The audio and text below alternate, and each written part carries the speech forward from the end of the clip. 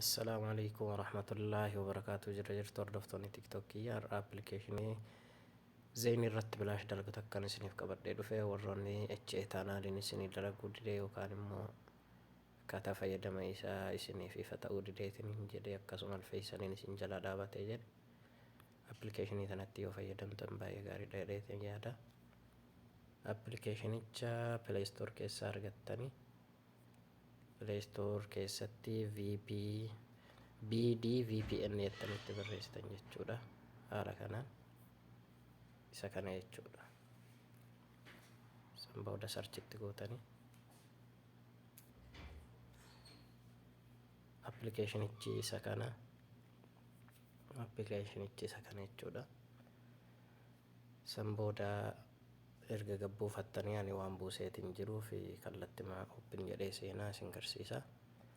Open jettanii yeroo seentanii update godhuu qabdanii update na godhaa waan jedhuuf jalqabaaf shabakaa qabaachuun dirqama. Ergasii kallattimaan iddoo kana dhuftan jechuudha. Iddoo kana ni dhuftanii iddoo kana erga dhuftanii isa dhumaa kanarra addeeffattu jechuudha. Zeeyinii firii isa jedhu kanarra addeeffattu isa dhumaa kanarra addeeffattu. Lammataa immoo isa kanarra seentu jechuudha. Isa kanarra jechuudha.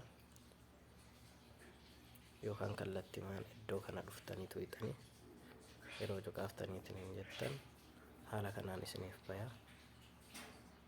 Jalqaba update godhuu qabdanii haala kanaan yeroo isiniif bayeetiin hin jedhe kallattimaan iddoo zeeyinii firii jettu tanarra dhuftan jechuudha. Zeeyinii firii iddoo jettu tanarra dhuftanii san booda start gootanii itti fayyadamtanii isiniin jedha. An amma appilikeeshinii biraan fayyadamaa jiruuf isin garsiisaa fakkeenyaaf start godhee jechuudha. Kunoo naaf dalageetiin jira.